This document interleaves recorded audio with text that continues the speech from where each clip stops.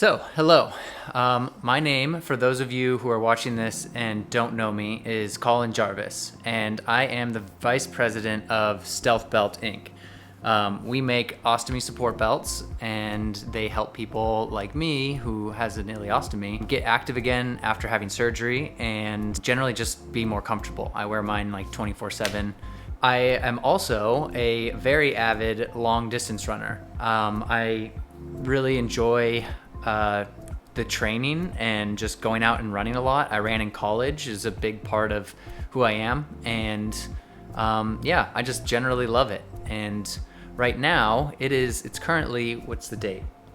August 27th, 2020. So the middle of the apocalypse, basically. I'm in the Bay Area, so that means that the world around me is literally on fire. We have a nice day today where the wind has blown out all the smoke from the fires, but there are literal fires like all over California right now, so it's kind of a bummer. But on top of that, we're in the middle of a pandemic, which also sucks, in particular if you're somebody like me who puts a lot of time and energy into training for big races like marathons. I was going to run Boston this year, and that got canceled. And then I was going to run the Fargo Marathon as a backup, and that also got canceled. And my third race for the year was going to be California International Marathon on December 8th? I think just based on the way the last few months have gone, it's probably not very likely.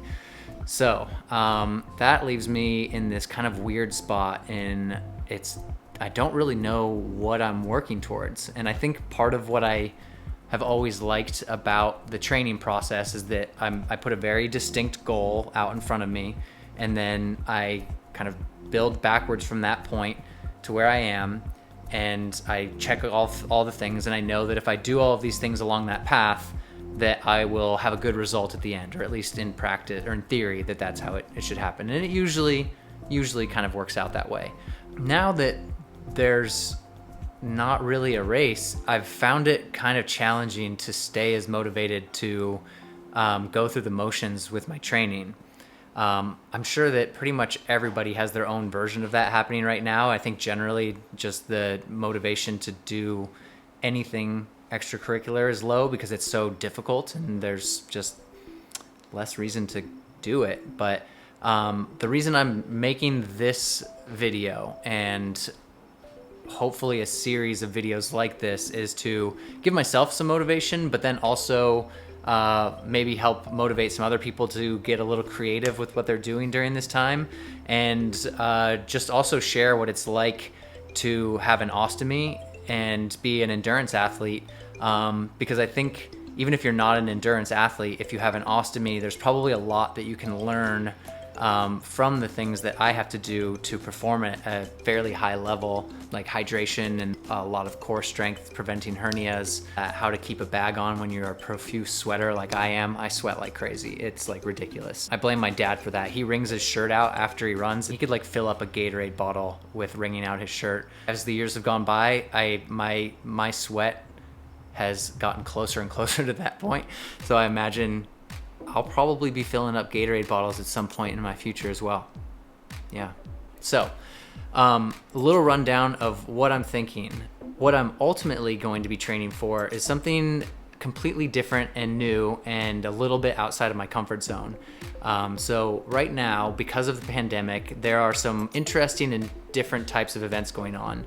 The one that I've currently got my eye on is called the Battle of the Bay, and it's a Bay Area wide challenge, sponsored by a couple companies. I know Goo is one of the sponsors.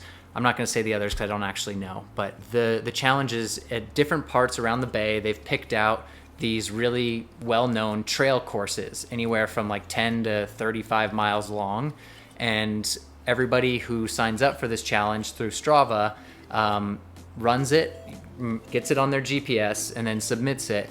And there are prizes for different categories. Of course, one of the prizes and categories, and the one that I'm most interested in, is getting what's called an FKT, which is the fastest known time. It started, I think, as like an ultra marathoning type of record, but as Strava's become popularized and more people are getting into trail running, FKT is kind of now it's just the fastest known time for any particular route. One of the routes that is in the Battle of the Bay goes all the way from the very north side of the trail system in the East Bay, which is actually right outside my backyard.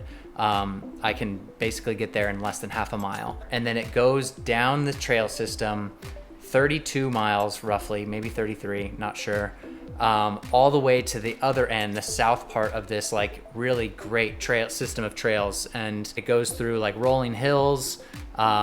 There's redwood trees all along there.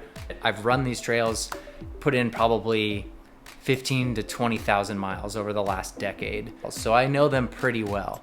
And I've never run anything over the distance of a marathon, definitely not anywhere that far on trails with this much climbing, because these trails, they're beautiful, but the hills, they'll make you work. It's gonna be a tough run. But I think I'm going to go for it. I was looking, the FKT was set a couple weeks ago. He ran pretty fast, and for 32 miles, and I think it's around 6,000 feet of climbing throughout, he ran like just over 8 minutes per mile, maybe like 8:30s per mile, and that's unsupported. And that means that along that 32 mile route, there was nobody helping him, and there was nowhere that he had like water bottles stashed or anything. So any water or food that he needed to take with him along it, it was in a backpack that he was carrying, and he did it completely solo. And that's kind of one of the little caveats that determines if you truly have the FKT or if you've got like a supported FKT, which is definitely an easier way of doing it. But I'm gonna go after this thing. It's a little daunting. I think just having an ostomy, one of the things that I'm most concerned about is the amount of water and hydration that I'm going to have to take over that period of time. When I go for it, I'm definitely going to pick a cold day, so I'm sweating as little as possible. Right now, like it's late August, and my intention is to give this thing a crack probably the first week of October. I think the weather will be good.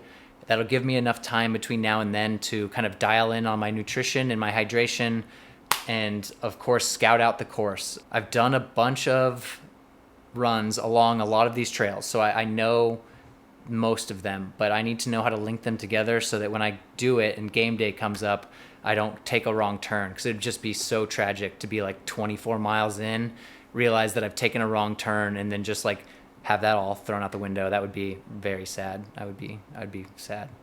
So yeah, so I'm going to be doing my homework, and along that process, I will do my best to document different aspects of what I'm doing to prepare, and tie that into what it's like to have an ostomy too, and do this. Because I know that there's a few other people out there that I've met that have done ultras with ostomies.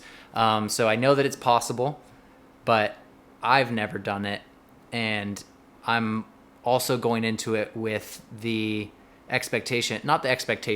with the goal of running it as fast as I can possibly do it. So I know if I went out there today, I could probably get the distance finished. I would not be a happy camper, but I could do it. I want to try and run the FKT. So with that, I'm going to end this video, and we will check back in whenever the moment strikes me. All right.